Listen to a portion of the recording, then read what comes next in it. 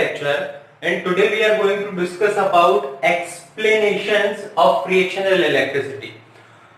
Last videos में हम fractional electricity के विषय में हालांकि डिस्कस कर चुके हैं, साथ साथ हमने एक्सपेरिमेंट भी देखे थे, जिन एक्सपेरिमेंट में हम एक ग्लास रोड को सिल्क क्लॉथ से जब रब्ड करते थे तो चार्ज एक्सचेंज हो जाते थे, है ना।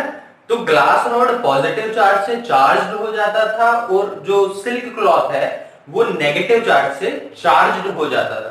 तो चलो आओ हम देखते हैं फ्रैक्शनल इलेक्ट्रिसिटी का एक्सप्लेनेशन, मतलब घर्षण विद्युत की व्याख्या। क्लियर? तो घर्षण विद्युत की व्याख्या को हम सिंपल से तरीके से समझते हैं, जैसा हम पहले पढ़ चुके हैं। एज एग्जांपल हम समझते हैं, suppose this is a glass rod. पहले जो एक्सपेरिमेंट बताया था वही बता रहा हूं। ये ग्लास रॉड है जिसमें पॉजिटिव चार्ज भी होंगे और नेगेटिव चार्ज भी होंगे। This is a silk cloth, this is a glass rod and this is a silk cloth. Understand? जब हम ग्लास रॉड को सिल्क क्लॉथ से रब्ड करते हैं तो ग्लास रॉड में जितने भी नेगेटिव चार्ज होते हैं वो सिल्क क्लॉथ में, और सिल्क क्लॉथ में जितने भी पॉजिटिव चार्ज होते हैं वो ग्लास रॉड में आ जाते हैं। क्लियर? तो इस तरह से सिल्क क्लॉथ जिस चार्ज से चार्ज्ड होता है उस चार्ज को हम नेगेटिव चार्ज कहते हैं। अंडरस्टैंड? और ग्लास रॉड जिस चार्ज से चार्ज्ड होती है उसे हम ग्लास रॉड कहते हैं। यही पढ़ा था हमने फ्रैक्शनल इलेक्ट्रिसिटी में। तो इसके बाद हमने देखा कि यार ध्यान से सुनना बात, कि जितने पॉजिटिव चार्ज ग्लास रॉड में अराइज हुए हैं ठीक उतने ही नेगेटिव चार्ज सिल्क क्लॉथ में भी अराइज होंगे। क्लियर है? जितने धनात्मक आवेश कांच की छड़ में है उतने ही ऋणात्मक आवेश रेशम के कपड़े में होंगे। क्लियर? चलो एक बेसिक चीज और हमें समझना है जिसको हम कहते हैं कारक फलन। कारक फलन, this is a work function.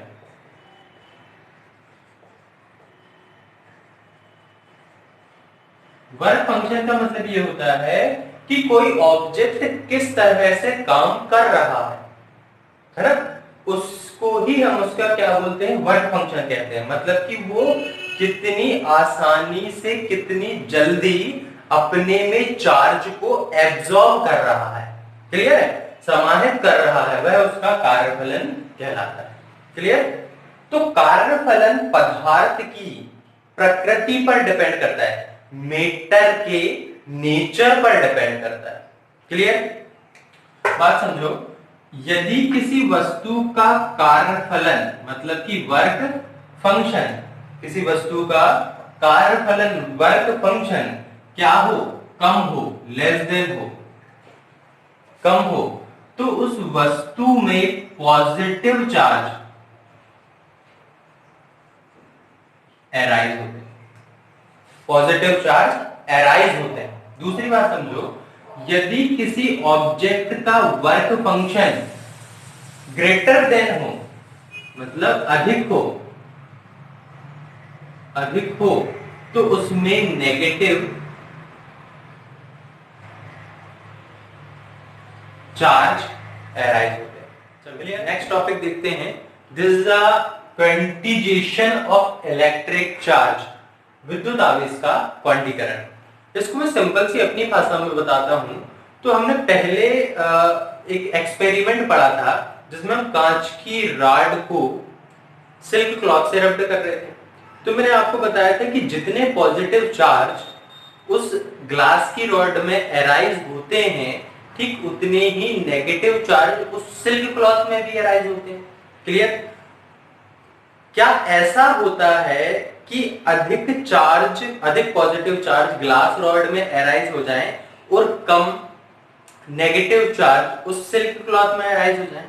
नहीं होता। तो मतलब कि जो चार्ज होता है वो अनिश्चित रूप से विभाजित नहीं किया जा सकता, यही कहलाता है। क्लियर है, समझ आई बात? चलो और मैं बाकी डिटेल में बता देता हूं आपको। क्या है कि बेटा ध्यान से सुनना, संसार में कोई भी पदार्थ है तो मैंने आपको बताया है कि उसमें पॉजिटिव चार्ज भी है और उसमें नेगेटिव चार्ज भी है। क्लियर? जितने पॉजिटिव चार्ज उतने ही नेगेटिव चार्ज। तो मान के चलो कि उसमें कोई चार्ज है तो कम से कम उसके चार्ज को हम एक प्रोटॉन या एक इलेक्ट्रॉन कहते हैं। मान लिया हमने कि सबसे उसमें इलेक्ट्रॉन है तो सबसे कम इलेक्ट्रॉन क्या कहलाता है? एक इलेक्ट्रॉन। और सबसे कम प्रोटॉन मतलब प्रोटॉन की सबसे छोटी यूनिट, यदि हम बोले सबसे कम प्रोटॉन को हम बोलेंगे एक प्रोटॉन। क्लियर है? तो एक इलेक्ट्रॉन और एक प्रोटॉन की जो वैल्यू होती है वो होती है 4.8 इंटू 10 टू दी पावर -10 स्थित कूलाम। क्या होती है? 4.8 इंटू 10 टू दी पावर -10 स्थित कूलाम। ठीक है? एंड सेकेंड वैल्यू क्या होती है? 1.6 into 10 to the power -19 coulomb. ये आपको याद रखना है, ऐसा यूनिट है ये। क्लियर? हमें हमेशा मोस्ट टाइम इसी को यूज करना है क्वेश्चन सॉल्व करते समय। क्या होता है? 1 प्रोटॉन और 1 इलेक्ट्रॉन की वैल्यू क्या होती है? 1.6 into 10 to the power -19 coulomb. Clear? अब देखो बेटा, इलेक्ट्रॉन पर कौन सा चार्ज होता है? नेगेटिव। तो इलेक्ट्रॉन को भी हम इसे ही रिप्रेजेंट करेंगे और प्रोटॉन को ही हम इसे ही रिप्रेजेंट करेंगे। बट इलेक्ट्रॉन पर नेगेटिव चार्ज होता है इसलिए हम क्या लिखेंगे? -e। और प्रोटॉन पर पॉजिटिव चार्ज होता है तो हम इसको क्या लिखेंगे? +e। इलेक्ट्रॉन e की 1e, e की वैल्यू क्या होती है? 1.6।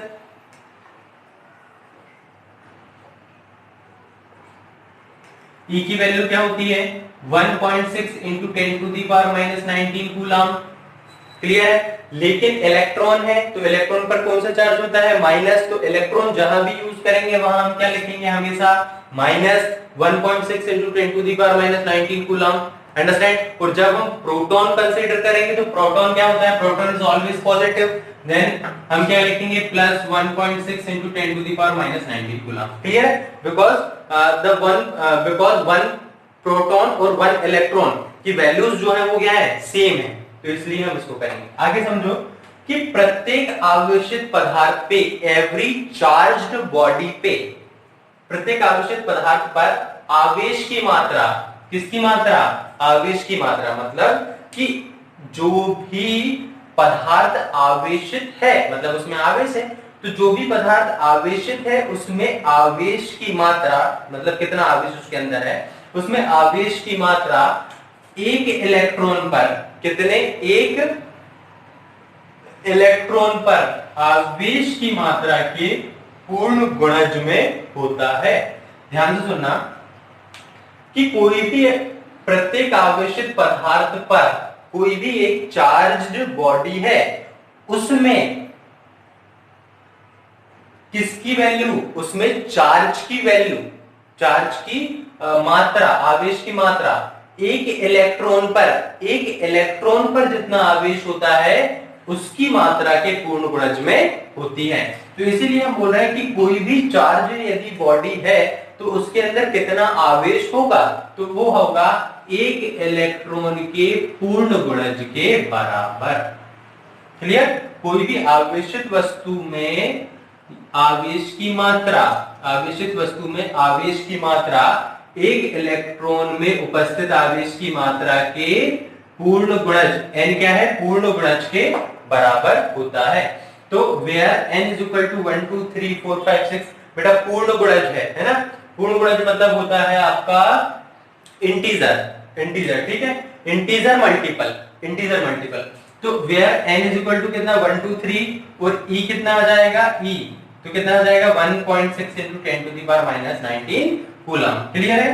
अब ध्यान से सुनना, जो मैंने पहले ही परिभाषा बताई थी वही यहां दिया है कि विद्युत आवेश को अनिश्चित रूप से विभाजित नहीं किया जा सकता। मतलब है कांच की राड को रेशम के कपड़े से जब आप रब्ड कर रहे हो तो आप कांच की छड़ में जितने पॉजिटिव चार्ज क्रिएट हो रहे हैं ठीक उतने ही नेगेटिव चार्ज रेशम के कपड़े में क्रिएट होंगे। अलग अलग नहीं होंगे, किसी में ज्यादा या किसी में कम ऐसा एराइज नहीं होगा। तो वही बोल रहे हैं कि अनिश्चित रूप से विभाजित नहीं होगा, होगा तो निश्चित रूप से ही विभाजित होगा। और इसी को हम क्या बोलेंगे, इसी गुण को विद्युत आवेश का क्वांटीकरण कहेंगे। क्लियर है? चलो, thank you so much for watching this video. Next में हम इसके आगे के क्वेश्चंस देखेंगे। इसके बाद कुछ एग्जांपल्स हैं, एक दो एग्जांपल हैं जो इसी से रिलेटेड है, बस बेसिक सा सॉल्यूशन है उसमें, तो आप लोग कर लेंगे। और जो भी बच्चे मेरे साथ ग्रुप में ऐड हैं, यदि उनसे वो क्वेश्चंस नहीं बनते हैं तो मुझसे ग्रुप में, व्हाट्सएप ग्रुप पे पूछ सकते हैं। ठीक है, थैंक यू सो मच।